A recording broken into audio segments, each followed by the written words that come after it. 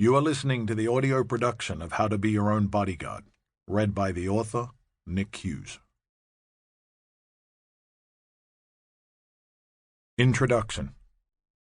Professional bodyguards do everything in their power to avoid getting in a situation that would require the use of force or violence.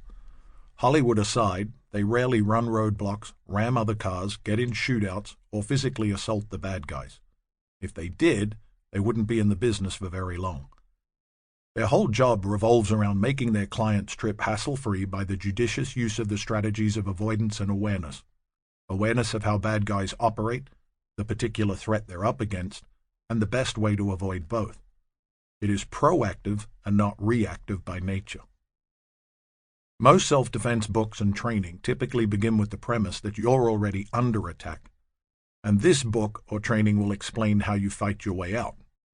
Wouldn't it make more sense to steal a page from the Bodyguard's playbook and not get into trouble in the first place? That is exactly what this book trains you to do.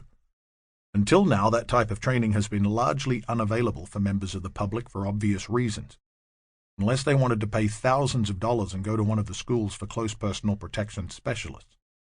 It's also a lot less exciting than learning how to dispatch bad guys with a couple of simple moves.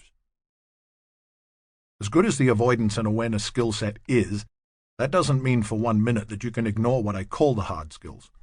Those are the techniques of sophisticated violence designed to stop the enemy in their tracks. Any professional bodyguard is going to be trained in unarmed combat, weapons, and high-speed offensive and defensive driving for such times as when avoidance and awareness aren't enough. You're going to learn some of that in this book as well, but if you practice the soft skills, and more importantly, put them into practice on a daily basis, the chances of you ever needing the hard skills will be greatly diminished. Just so we're all on the same page during this book, I call the hard skills on their own self-defense. The broader field that encompasses both the hard skills and the soft skills of avoidance and awareness, home, vehicle, and travel security, i.e. self-protection. In the former, you are actively engaged in defending yourself against an attack, whereas in the latter, you are setting up protective measures to try and dissuade the enemy from ever gaining a foothold in the first place.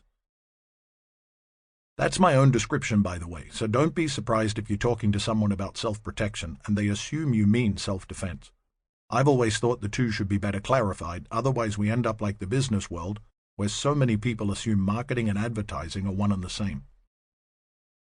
To that end, this book will be divided into 3 parts. Part 1 is the preamble, which is a slew of knowledge and information that you should learn because it will help your overall game plan. Part 2 is what we call soft skills. These are the techniques. Sample complete. Ready to continue?